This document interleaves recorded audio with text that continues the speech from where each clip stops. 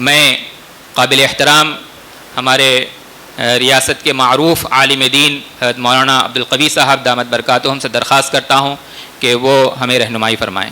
بسم اللہ الرحمن الرحیم، نحمدہ ونصلی ونسلم علی رسولنا الکریم، اما بعد۔ بہت خوشی کی بات ہے کہ آپ حضرات نے اپنے اپنے ذہن میں جو باتیں تھیں وہ وضاحت کے ساتھ اور آزادی کے ساتھ یہاں پر رکھی ہیں، اور بلایا بھی اسی لیے گیا تھا کہ تمام علاقوں میں اس وقت صورتحال کی بے چینی سے جو ذہنی اور قلبی کیفیت ہے وہ بڑوں کے سامنے آئے اور اس کے بعد بڑے کوئی لائحہ عمل تیار کریں۔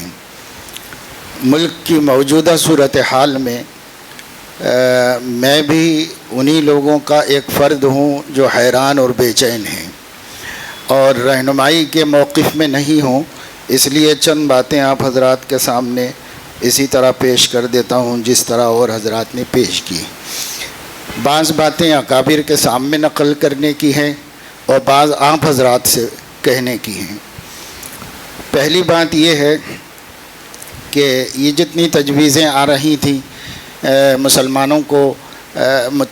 مسلمانوں کی صلاح و فلاح سے متعلق، اس میں ایک بات جو اہم اور ضروری ہے وہ یہ ہے کہ جدید تعلیم یافتہ طبقے کو قریب کرنے اور ان تک دین پہنچانے کی علماء کرام کو فکر کرنی چاہیے۔ اس کے لیے جو لوگ کالجز میں پڑھ رہے ہیں، پڑھا رہے ہیں اور جو پڑھ چکے ہیں، تعلیم یافتہ ہیں، ان میں اور ہمارے درمیان میں زیادہ رابطہ نہیں ہے، اس میں کوئی شک نہیں۔ بعض مسجدیں ایسی ہیں جہاں مصلی بھی تعلیم یافتہ ہیں اور وہ اپنے امام سے قریب ہیں، لیکن جو عمومی صورتحال ہے پوری ریاست کی وہ بتا رہا ہوں۔ عمومی صورتحال یہی ہے کہ امام صرف محراب و ممبر سے وابستہ ہے، عوام الناس سے اس کو کچھ لینا دینا نہیں ہے۔ اس کے نتیجے میں عوام ایک الگ دھارے میں بہہ رہے ہیں اور ہماری ایک الگ زندگی گزر رہی ہے۔ گویا ہم حجر اسود ہیں جس کی تقبیل کر لی جائے، لیکن یہ کہ اس سے کوئی بات کی جائے، نہ سنا جائے، نہ سنایا جائے، ایسے ہم اپنے آپ کو بنا کے رکھے ہوئے ہیں۔ اس لیے یہ صورتحال ختم ہونی چاہیے۔ تمام ائمہ کرام، علماء، مؤذنین، حفاظ جہاں رہتے ہیں اس بات کی کوشش کریں کہ بستی کے نوجوانوں کے ساتھ ان کے تعلقات ہوں۔ ہم جیسا آدمی نوجوان کو پکڑتا ہے تو گھبراتا ہے، وہ آپ کی عمر کے لوگ نوجوانوں سے ملتے ہیں تو مانوس ہوتا ہے، قریب آتا ہے۔ عمر بھی ایک حجاب ہے، اس لیے اپنے آپ کے لیے یہ بہت بڑا مسئلہ ہے کہ آپ لوگوں کو اپنائیں۔ اور یہ میں تقریباً 4-5 سال سے مسلسل سبھی تنظیموں میں جہاں جہاں میرا تعلق ہے یہ کہہ رہا ہوں کہ بھائی علماء عوام سے رابطہ بڑھائیں۔ ہماری عوام ہم سے جدا ہو کر زندگی گزار رہی ہے جو ان کے بہت سی کوتاہیوں، غفلتوں، نقصانوں کا سبب بن رہی ہے۔ اب یہ ہے کہ پہلے زمانے میں وہ ہمارے طالب تھے، لیکن اس زمانے میں ہم ان کے طالب بن جائیں۔ یہ فرق حالات کے بدلنے سے ہو گیا ہے۔ کبھی آپ اپنے کو کنواں کہتے تھے، اب اپنے کو ابر بنا لیجئے۔ حضرت پرتاپ گڑھی رحمت اللہ علیہ فرماتے تھے، رحمت کا ابر بن کر سارے جہاں پہ چھائیے، عالم یہ جل رہا ہے برس کر بجھائیے۔ یہ آپ کی ذمہ داری ہے۔ میں اپنے تمام نوجوان علماء سے یہ بات کہہ رہا ہوں کہ اس طرف خصوصی توجہ دیجیے، آج ہی سے شروع کر دیجیے یہ کام۔ دوسری چیز یہ ہے کہ نوجوانوں میں خود حیدرآباد میں میری اپنی معلومات کے مطابق اچھے خاصے مہذب اور شریف گھرانوں کے اندر 2 برائیاں عام ہیں، ایک زنا اور ایک نشہ، گھر گھر داخل ہو چکا ہے۔ اور پڑھے لکھے لوگوں میں مہذب گھرانوں کے اندر، یہاں تک کہ میں چونکہ مسجد میں ہیں، ہم مذہب علماء ہیں، کہہ سکتے ہیں کہ کس گھر میں بیٹیاں جسم فروشی کر رہی ہیں ہم نہیں بتا سکتے۔ اس کے مہذب طریقے نکل گئے ہیں اور جو اس پر پردہ بنے ہوئے ہیں، کلچر اس پر پردہ بنا ہوا ہے، لیکن ہو رہا ہے یہ بہت تیزی کے ساتھ کام۔ اس کی طرف ہمیں توجہ دینے کی ضرورت ہے۔ یہ جو بات بار بار آئی کہ مایوسی کی باتیں نہیں کرنی چاہیے، لیکن بیماری کا تذکرہ بھی کرنا چاہیے، ورنہ بیماری کا حل کیسے ہوگا؟ اس کے لیے ہم غور کیسے کریں گے؟ اس کے مسائل کیسے نکلیں گے؟ یہ بیماریاں ہیں۔ حضرت مفتی شفیع صاحب رحمۃ اللہ علیہ نے لکھا ہے، کسی وبا کے عام ہو جانے کا یہ مطلب نہیں ہے کہ اب وہ صحت بن گئی ہے، وہ بیماری نہیں رہی اب صحت بن گئی ہے، یہ مطلب نہیں ہے، بیماری ہی ہے، اسے اس طرح فکر کرنا ہنگامی بنیادوں پر ہم کو کرنا چاہیے۔ اسی طریقے سے ایک کام کرنا ہے کہ بہت مسلم نوجوان پڑھ نہیں رہے ہیں، ان کو پڑھنے کی ترغیب دینا ہے۔ انہوں نے ایسے ہی کالجوں میں داخلے لے رکھے ہیں، ایسے ہی کالج میں جاتے ہیں تو ایک تصور یہ بنا ہوا ہے 10ویں کے بعد ہم آزاد ہیں، کوئی ہم کو نہیں پوچھ سکتا، 10ویں کے بعد ہم کالج میں جا رہے ہیں، لہذا اب ہر برائی کرنے کے لیے ہمیں آزادی ہے۔ اس لیے ان بچوں پر نظر رکھنا اور اس عمر کے بچوں کو تھوڑا سا اسلامی رہنمائی پہنچانا، آخر وہ مسلمان ہیں، تھوڑا چھیڑا جاتا ہے تو ان کے اندر دیانت، تقوی، پرہیزگاری بسا اوقات ہم لوگوں سے بھی زیادہ آ جاتی ہے۔ اس لیے ہیرے ہیں پتھروں میں پڑے ہوئے ہیں، ان ہیروں کو اس میں سے تلاش کرنا، نکالنا اور ان کو صحیح کرنا ہے۔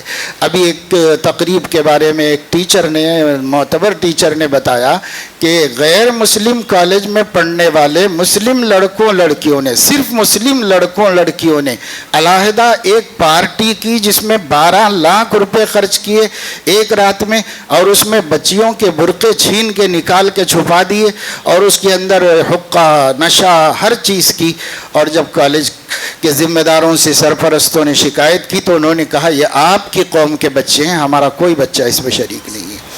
تو یہ آج ہمارا کلچر ہو رہا ہے کالجوں کا، اس پر بڑی توجہ دینے کی ضرورت ہے۔ میرے عزیزوں، پیارے نوجوانوں، آپ ہی کر سکتے ہو، اب کوئی کرنے کے موقف میں نہیں ہے، سب کو سیاست کھا گئی ہے۔ اللہ کے واسطے محنت کرنا ہے تو علماء ہی کر سکتے ہیں۔ آپ ہی اس قوم کے اوپر محنت کیجئے اور ان کو صحیح راستے پر لگانے اپنی ذمہ داریاں اور نیابت نبوت اور وراثت نبوت کے الفاظ کے وزن کو سمجھیے، ذمہ داریوں کو سمجھیے اور آگے بڑھ کر کام کیجئے۔ اور ایک بات یہ میرے ذہن میں ہے آپ لوگوں سے کہنے کی کہ سوشل میڈیا پر سیاسی امور میں شخصی رائے مت دیجیے۔ مذہبی تو کرو، جتنا کر سکتے ہیں مذہبی خدمت کرو، دین پہنچانے کا کام کرو، جس کو اللہ توفیق دے جتنا کر لے اچھا ہے کرے، لیکن سیاسی امور میں اور قائدین کی گردن ناپنے میں، ان کی پگڑیاں اچھالنے میں اپنی اپنی رائے مت کرو۔ اس سے ہے انتشار، موجودہ انتشار اور انتشار بنے گا اور یہ ملت کا شیرازہ بکھرتا ہی چلا جائے گا۔ اس لیے آپ اس پر شخصی رائے کا اظہار مت کریے۔ ہر شخص کے ہاتھ میں قلم ہے، ہر شخص جواب دینے اور تبصرہ کرنے کے لیے ریڈی ہے، اور رات بھر جاگ کے 2 بجے 3 بجے 4 بجے تک آپ انٹرنیٹ پر ہیں، اور وہ وقت جو اللہ کے سامنے جب انہیں نیاز جھکانے اور مناجات کرنے کا تھا، وہ وقت بھی انٹرنیٹ کے نظر کر کے اپلوڈ کرنا، ڈاؤن لوڈ کرنا، اس میں لگے ہوئے ہیں۔ اچھی باتیں تو کر لیجئے، دین کی باتیں تو کر لیجئے، اخلاقیات کو، اسلامی کہانیوں کو بڑھائیے، پھیلائیے، اچھا ہے، لیکن یہ ہے کہ سیاسی امور پر تبصرے مت کیجئے، اپنے ہی بڑوں کو رسوا کرنے کا کام مت کیجئے۔ مانا کہ وہ غلطی کر رہے ہوں گے تب بھی ان کو لا کر سڑک پہ رسوا مت کیجئے، میڈیا پہ رسوا مت کیجئے، غلطی کے بارے میں جا کے ان سے شخصی ملاقات کر لیجئے، پوچھ لیجئے۔ اور اسی طریقے سے ایک بات جو ہے یہ عرض کرنے کی تھی کہ یہ جو عملی سیاست، سیاسی بصیرت کیا کہہ رہی ہے، ہمارے بڑوں سے کہنا ہے یہاں اسٹیج پہ بیٹھے ہوئے ہیں بھائی، اس وقت کی سیاسی بصیرت کیا ہے؟ ایک تو وہ لوگ ہیں جو سیاسی میدان میں عملاً شریک ہیں، ان کا تو خیر اللہ بہتر جانتا ہے وہ کیا چاہتے ہیں اور کیا کر رہے ہیں، وہ ہم اس میں کچھ بول نہیں سکتے، بولنا بیکار ہے۔ لیکن وہ علماء کرام جو عملی سیاست میں نہیں ہیں، جن کے کوئی اغراض دنیاویہ اس کے ساتھ وابستہ نہیں ہیں، وہ بھی تو طے کریں کہ اس وقت ملک کہاں کھڑا ہے، کس حال میں کھڑا ہے، اور اس وقت ملک کے مسلمانوں کی، خواص کی کیا ذمہ داری ہے، عوام کی کیا ذمہ داری ہے۔ اسی پیاس کو لے کر یہ مجمع آیا ہے پوری ریاست سے کہ یہاں آپ کچھ بتانے والے ہیں ہمارے بڑے کہ ہمیں اب سیاسی طور پر اس ملک میں کیا ذمہ داری ادا کرنا ہے اور ملک کے موجودہ حالات کا مقابلہ کس حکمت عملی کے ساتھ کرنا ہے. یہ بہت اہم پوائنٹ ہے. اسی کے لیے ان لوگوں کو بے چین کر کے اپنی اپنی جگہ سے مسجد حسینی میں جس چیز نے پہنچایا ہے وہ یہ ہے. اور تو موضوعات آ رہے ہیں ایک کے بعد دیگرے. میں بھی نہیں سمجھ رہا تھا کہ اتنا وسیع موضوع ہے. میں بھی یہی سمجھ کے آیا تھا کہ اس وقت کی سیاسی بصیرت پر گفتگو ہوگی اور سیاسی بصیرت سے اس طبقے کو آگاہ کیا جائے تاکہ یہ طبقہ اپنے اپنے ماتحتوں اور اپنے مسجد کے مصلیوں تک اس بصیرت کو پہنچا کر پوری ریاست کو ایک رنگ میں لائے, ایک نتیجے پر لے کر کے آئے. اس کی اس وقت بہت سخت ضرورت ہے. جس کو جو سمجھ میں آ رہا ہے اپنی اپنی جگہوں پر وہ کر لے رہا ہے. کوئی کہہ رہا ہے کہ یہ نہیں ہونا چاہیے موجودہ حالات میں, کوئی کہہ رہا ہے کہ یہی ہونا چاہیے. تو بھائی یہ طے ہو جائے کہ کیا ہونا چاہیے تاکہ اسی کے مطابق کم سے کم یہ مجمع تو جو کہیں گے اس پہ چلے گا انشاءاللہ تعالی, اور اپنے لوگوں کو بھی لے کر چلے گا. اسی طریقے سے اس کی طرف اس کی بڑی پیاس ہے.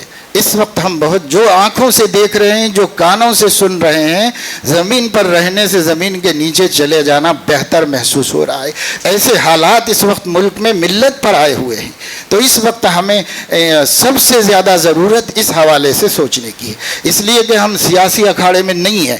ہم کو بحیثیت علماء عوام کو کیسے سنبھالنا ہے اور کس طرح اس امت کو مضبوط رکھنا ہے, جس میں ایک بنیادی بات تو وہی ہے کہ بزدلی ور وہن آنے نہ دیا جائے. تو اس کے لیے تو کام ہو رہا ہے اور ہونا چاہیے اور زیادہ بڑے پیمانے پر ہونا چاہیے. لیکن پھر بھی کچھ ہم کو اقدامات کرنے ہوتے ہیں جس سے ہم ضرر سے اپنے کو بچا سکیں اور مفادات کو حاصل کر سکیں. رہنا ہم کو یہیں پر ہے, اسی مٹی میں پیدا ہوئے ہیں, اسی مٹی سے اور اسی مٹی میں جانا ہے. اس لیے ہم کو کچھ سوچنا پڑے گا اور سوچ کر اپنے لیے لائے عمل تیار کرنا پڑے گا. جو لوگ کام کر رہے ہیں اس وقت میں, جن سے ہم کو مقابلہ ہے, ان لوگوں کا یہ 5 مہینے کا 5 سال کا پلان نہیں ہے. انہوں نے 100 برس تک کسی متقی اللہ والے کی طرح اپنے آپ کو چھپا کر ڈھکا کر یکسوئی کے ساتھ ایک کام کیا ہے, جس کے بعد ان کے پاس ہر سوال کا جواب ہے, ہر مسئلے کا حل موجود ہے. یہ سب پہلے طے ہو چکا ہے, بعد میں منظر پر آئے ہیں, اور ہم لوگ کچھ بھی نہیں طے کر کے اس وقت میں مقابلے کے لیے کھڑے ہیں. اس وجہ سے ہمیں بھی کچھ طے ہونا چاہیے. ہماری اس مجلس میں مجھے یہاں آتے یہ خیال آیا کہ بھئی کوئی تو سنجیدہ ایسی مجلس ہو جس میں ہمارا یہ میڈیا نہ ہوا ہمارے ساتھ, کوئی تو مجلس ایسی ہو. یہودیوں نے یہاں تک کر دیا ہے کہ پہلے حرم میں جمع ہوتے تھے دنیا بھر کے علماء اور کچھ مسلمانوں کے بارے میں سوچتے تھے, تو حرم کی سیکورٹی کا بہانہ کر کے وہاں کا پورا سیکورٹی سسٹم اپنے ہاتھ میں لے کر نگرانی کر لی. اب کیا تحفظ دیا کہ صاحب یہودیوں کے خلاف بددعا نہ کی جائے, دعائیں مختصر کی جائیں, عالمی حالات پہ نہ بولا جائے اور یہ نہ کیا جائے. اسی کی نگرانی کی اور اسی پہ پابندیاں لگا دی. یہاں تک کہ غیر المغضوب علیہم ولا الضالین کی تفسیر میں یہود و نصارہ کا نام نہ لیا جائے, اس پر بھی پابندی لگا دی گئی. تو اب آپ بتائیے کہ ہم ہر جگہ میڈیا کو لے کر کون سی سیکریٹ محفل ہے جہاں پر کم سے کم, خیر جاسوسوں سے تو وہ بھی خالی نہیں ہوتی, لیکن پھر بھی ہم لوگوں کو کچھ سوچنے کے لیے, غور کرنے کے لیے سنجیدہ بیٹھنے کی ضرورت ہے کہ ہم بیٹھ کے کوئی لائے عمل تیار کریں. میں نہیں بتا سکتا کہ اس وقت میں کرنا کیا چاہیے, یہ تو وہ حضرات بتائیں گے جو عملی طور پر ایک عرصے سے یہ کام کرتے چلے آ رہے ہیں. ایک بات اور آپ کو یہ کہنی ہے کہ علماء کرام جو ہیں وہ آزادانہ کام کریں. بسا اوقات بہت جگہوں پر یہ ہو رہا ہے کہ بات تھوڑی سی بعض لوگوں کو تلخ لگے گی, لیکن حقائق یہاں سب بول رہے ہیں. اس لیے میں بھی ایک اپنا 50 سالہ تجربہ آپ کے سامنے رکھنے کے لیے یہ بات کہہ رہا ہوں کہ بہت جگہوں پر علماء کو مختلف محاذوں پر کام کرنے میں سب سے بڑی مانع تبلیغی جماعت ثابت ہو رہی ہے. وہ ان کو کام مختلف محاذوں پہ کرنے نہیں دے رہی. ان بیچاروں کا اپنا ماننا یہ ہے کہ ان کے ہی ایک راستے سے آئیں. میں اس کی ایک چھوٹی مثال آپ کو دینا چاہتا ہوں. جب میں حفظ کر رہا تھا ہردوئی میں, اس وقت میں ایک طالب علم ہردوئی ہی سے پڑھ کے دیوبند سے فارغ ہو کے دعوت و تبلیغ میں سال لگا کے آئے, اور حضرت سے یہ شکایت کرنے آئے کہ آپ کے مدرسے میں دعوت کا کام نہیں ہوتا ہے۔ اس پر حضرت بہت سی مثالوں سے ان کو سمجھا رہے تھے، صبر سے، اپنے ہی شاگرد کو۔ ایک مثال یہ دی کہ تمہارے گاؤں میں جامع مسجد ہے نا؟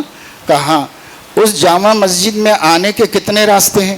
تو انہوں نے کہا 3 راستے ہیں، داہنے بامنے سے راستہ ہے۔ اگر عصر کی اذان ہو جائے اور اس مسجد کے اندر لوگ نماز پڑھنے آئیں، ایک راستے سے آپ آتے ہیں، باقی لوگ دوسرے راستوں سے آئیں، تو وہ جو دوسرے راستوں سے آئے وہ عصر میں شریک ہوئے کہ نہیں ہوئے؟ تو مجھے اب تک اچھی طرح یاد ہے کہ انہوں نے کہا کہ میں تو یہی کہوں گا کہ میں جس راستے سے آیا اسی سے آنے والے کی نماز ہوئی۔ یہ چیز اب بڑھتے اتنی ہو گئی ہے کہ کئی مہاراشٹر میں تو اس قدر مشکلات ہیں کہ کوئی کام کسی دوسرے کو کرنے ہی نہیں دیا جا رہا ہے۔ تو میں علماء سے اللہ کے نام پر اپیل کروں گا، دعوت و تبلیغ کا مکمل ساتھ دیجیے، بھرپور ساتھ دیجیے، باہر سے دیجیے، اور آپ جو ہے اپنا کام، اپنی ذمہ داریوں کو تمام محاذوں پر دین کو زندہ کرنے کے لیے سنجیدہ ہو جائیے اور اس طرح کام کیجیے۔ یہ ایک بڑی مشکل میرے سامنے ہے، اس وجہ سے میں نے یہاں بیان کر دی۔ گو یہ ہے کہ آپ کا تجربہ اس کے خلاف ہو، میں کسی سے اختلاف نہیں کرتا۔ اور دوسری بات یہ ہے کہ ترجیحی بنیاد پر کام کرنے کی ضرورت ہے۔ جتنی باتیں اس وقت یہاں آئی ہیں، ان باتوں کے اندر مختلف کاموں کے مشورے آئے ہیں، تو اس وقت حالات کے حساب سے یہ علماء طے کریں، داعی علماء طے کریں کہ بھائی ترجیحی بنیاد پہ کام شروع کہاں سے کیا جائے، پہلے کون سے کام پر سب مل کے لگ جائیں اور اس کے بعد دوسرے کام ہوں، پھر تیسرے کام ہوں، کیونکہ آپ کو پتہ ہے کہ اسلام میں ترجیح راجح مستقل عنوان ہے اور مستقل بحث ہے۔ ترجیح راجح اسلام کی خاص شان ہے، اس لیے آپ اس وقت میں اس کو بھی طے کریں کہ ابھی ہمارے یہ سب علماء کہاں سے کام کا آغاز کریں، اور پھر ایک ایک چیز اس کے بعد دوسری، دوسرے کے بعد تیسری، اس طریقے سے ہم کرتے چلے جائیں۔ ایک یہ صورتحال ہے۔ اور ایک بات آئی تھی کہ کارکنان کی ہمارے پاس کمی ہے۔ دیکھیے کارکنان عوام میں ملیں گے، جتنی باطل تنظیموں کو کارکنان ملے ہوئے ہیں پبلک میں سے ملے ہوئے ہیں، وہ سب علماء نہیں ہیں۔ ہم چاہ رہے ہیں کہ علماء ہی ملیں، تو علماء اگر عوام سے رابطہ کریں گے، کام کے لوگ آپ کو ملیں گے، ایک سے ایک کام کے لوگ ہیں، مخلص بندے ہیں، وہ بچے اتنی محنت کر کے دیں گے ہم کو کہ ہم انہی سے کام لے سکتے ہیں۔ اس لیے اس مسئلے کا حل عوام سے رابطہ ہے، عوام سے رابطے پر آپ کو قابل ترین لوگ مل جائیں گے۔ ایک یہ ہے کہ ڈسٹرکٹ میں بطور خاص حیدرآباد چونکہ بڑا شہر ہے تو بڑے شہر میں ہر چیز ہضم ہو جاتی ہے، لیکن چھوٹی جگہوں پر کوئی بھی چیز ہضم نہیں ہو پاتی، اس لیے وہاں پر ہمیں یہ دیکھنا ہوگا کہ علماء کے درمیان کی رنجشیں ختم ہوں اور آپس میں ہم لوگ عبوری طور پر ایک ہو جائیں۔ اور ایک اہم بات میرے سامنے جو آئی ہے، ذہن میں جو آئی ہے، وہ یہ ہے کہ جو پروفیشنل حضرات ہیں ان لوگوں کو جوڑ کر ان کی مذہبی رہنمائی کی بہت سخت ضرورت ہے۔ ابھی یہ بات بار بار آئی ہے حجاب والی، اس میں ایک آندھرا پردیش میں اچھے سینئر وکیل ہیں، ان سے میری بات ہوئی تھی ابھی 2-3 دن پہلے، تو وہ اس کا ذکر نکل گیا، تو وہ یہ بتا رہے تھے کہ یہ آرگومنٹ لائی ہوئی ہے، انہوں نے بیٹھ کر مکمل سنی ہے اس بحث کو۔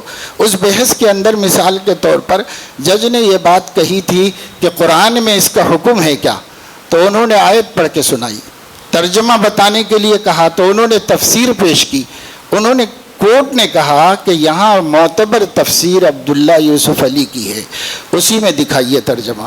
چنانچہ اسی میں ترجمہ دکھایا گیا، تو وہاں اس کا ترجمہ لکھنے کے بعد انہوں نے خود ایک کوشچن مارک ڈال دیا ہے کہ کیا اس زمانے میں بھی اس کا حکم ہے، یہ انہوں نے ڈال دیا ہے، اور اسی کو کہتے ہیں کہ ججمنٹ میں بولڈ حرفوں سے لکھا گیا ہے ان کی اسی رائے کو ججمنٹ کے اندر۔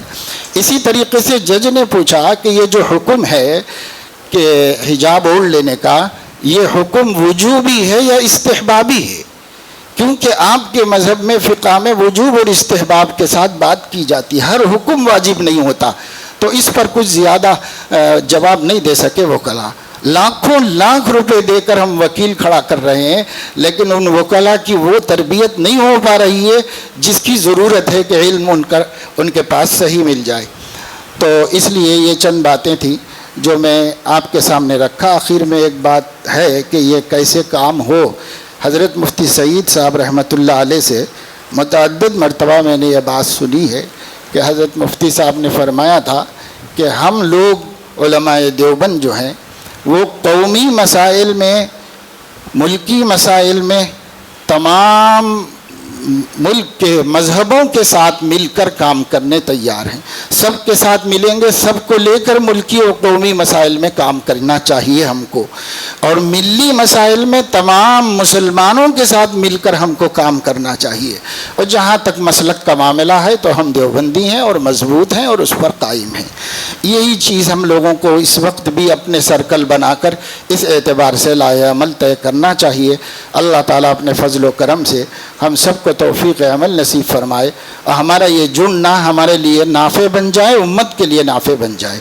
व आखिरु दावाना अनिल हम्दुलिल्लाह। बिस्मिल्लाहिर रहमानिर रहीम।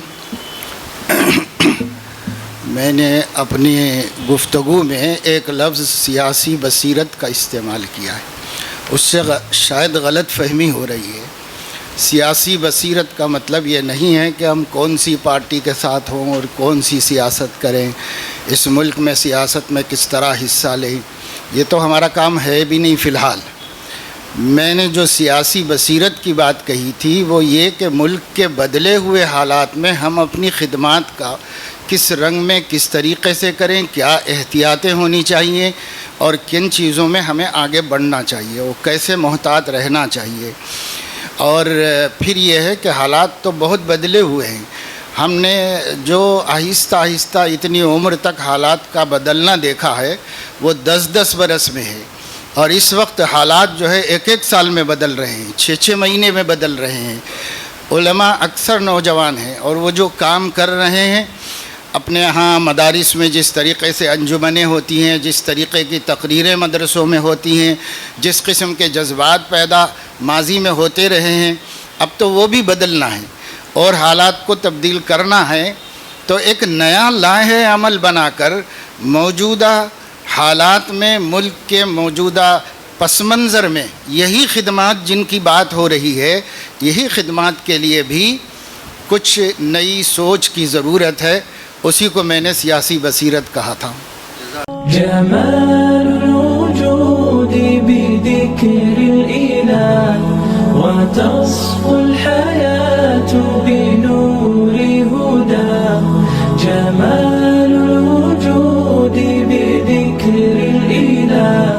وتصفو الحياة بنور هدى